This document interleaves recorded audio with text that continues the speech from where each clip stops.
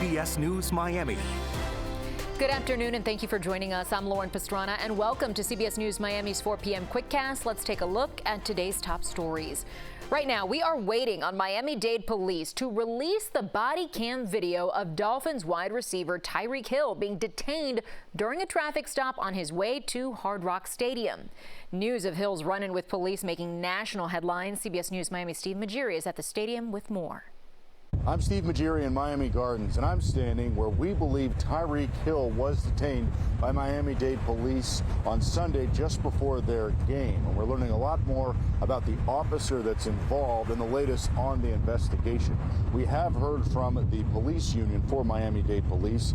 They tell us that they believe Hill was not cooperative and was not following commands, including commands to sit down. Now, we heard from our media partner, the Miami Herald, that got a hold of the public safety director for Miami-Dade County, who told them that she had seen some of the body camera footage, and that's why one of those officers was placed on administrative leave. And Tyreek Hill's agent has hinted at potential legal action after all of this. And again, there is an internal affairs investigation that is going on right now. Now, we did reach out to the Miami-Dade County State's Attorney's Office. A spokesperson told us that they are going to wait until the internal investigation is finished before they decide what to do next. Now, coming up at 5 o'clock, you'll have more reaction from this from the police union and the latest on this investigation. In Miami Gardens, Steve Majiri, CBS News Miami. And as we wait for the investigation to wrap up, many are reacting to this incident. CBS News Miami's Tanya Francois will have more on what the community and Fins fans are thinking. Your Dolphin station has you covered ahead of Thursday night's game against the Buffalo Bills. It all begins at 7 p.m. with the Coach Mike McDaniel Show, followed by Dolphins Weekly Live. Kickoff is at 8:15, followed by the fifth quarter. It's only here on CBS News Miami, your official home of the Miami Dolphins. Now to a dramatic horse rescue. Crews rushing to help a large horse in distress in southwest Miami-Dade. Chopper 4 along the area of Southwest 127th Avenue and Appaloosa Trail, where they are working to safely lift that animal. Crews say the horse is unable to stand up due to a medical condition. Always alerting, always tracking. This is Next Weather. Taking a live look outside right now. It is so hot, but there are storms developing that could offer a little cool down for us. Next weather meteorologist Cindy Presser is here now to let us know when we might see some of that relief. Cindy. It's coming. Just give it some time. I think these little storms will develop later this afternoon into this evening, and that'll help at least temporarily. Ever feel like one of those days you just want to melt? Today is one of those days. Right now it's 90 degrees, but the highest feels like temperature this afternoon was up to 106 degrees. High relative humidity, that's what's causing this, plus the heat, the sunshine, everything combining. At least we've got a pretty strong flow, so we got some breeze out there. There's something, but we could see more heat advisories. We have one again today, one tomorrow is possible. Storm chances will be increasing for the work week, though, so that helps. If we get that rain in here, that'll bring the temperature down in the afternoon just a bit, and we're tracking Francine and a couple other systems also in the tropics. I'll show you those in a bit. Here's our heat advisory for Miami-Dade and Broward. That runs until 6 o'clock this evening. Of course, the Keys always run an hour longer until 7 o'clock because these feels like temperatures are well up there, about could be as high as 109, 110 degrees. But look at the storms that are now developing, and the flow, the upper level flow, wants to push them toward the east, toward the coastal areas. That's why I think we will get a little bit of a relief later on. There is some lightning with these storms out here in Broward County now, just starting to see this pop up. So these storms around Weston and just to the west now of 595, and this is looking like it's going to drift to the east now. This is going to start to happen this afternoon, so that's good. That's with the outflow boundaries. That's what we want to happen.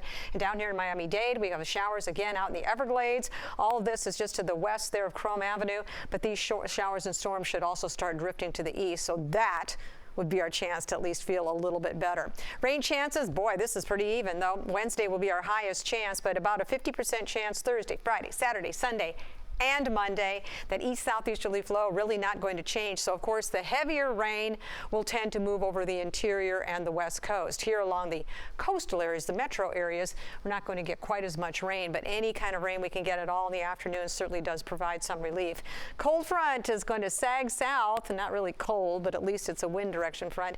That's going to sag south, and that'll draw in a little bit better rain chances too. Tracking the tropics, yes, Francine was named at 11 o'clock this morning. It's a tropical storm, so this looks like it's headed for the northwestern Gulf Coast. Looks like Louisiana is the spot here. Now, expected to be a Category 1 on Wednesday night when it makes landfall. But again, things can change. This is always going to be a little bit stronger. We're going to watch this very closely. A couple of other systems out here with now a medium to high chance, but they should both be out of here and turn to the north, so no problem there. Temperatures will stay very hot over the next few days, but a pretty good chance for showers and thunderstorms in the afternoon, and that's actually a good thing. Cindy, thank you. We have new details now in the case of the man who allegedly held a Miami Beach commissioner at gunpoint and victimized several others. Christopher Petra entered a not guilty plea but did not appear before a judge today. He's been in jail since being recaptured about 3 weeks ago. Petra was on the run, having ditched his ankle monitor and escaping house arrest. He was arrested back in April after police say he pointed a gun at Commissioner Joseph Magazine and stole items from cars and businesses all across the city. Petra's next hearing is scheduled for November 20th. A massive fire destroys a barn in Parkland. It broke out earlier this morning where huge flames were seen shooting from the roof. It took firefighters a couple of hours to put it out. CBS News Miami's Terry Hornstein is near the scene where she talked to neighbors who called for help.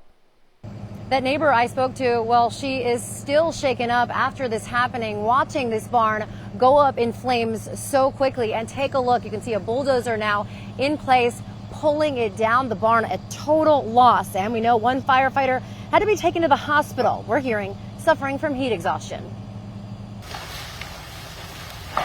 In this video, you can see flames pour from the roof of this barn and guest house in Parkland early Monday morning. I'm walking down my driveway, and I thought I saw smoke right in front of me. Maxine Gutman lives across the street and was out walking her dog around 4:30 in the morning when the fire started. She called 911 and ran to wake up her neighbors. I knocked, I rang the bell, I was banging on windows, and I finally got them up. She says a family of 4 lives in the house in front, and it was their barn up in flames. I know how close their barn is to their house, and I was afraid that their house would go up also. Dozens of crews helped to get the fire under control. We did transport one firefighter to a local hospital. At this time, it seems like possibly heat exhaustion. Video from Chopper 4 after the sun came up shows the destruction. Inside the barn, firefighters found chickens and a bunny.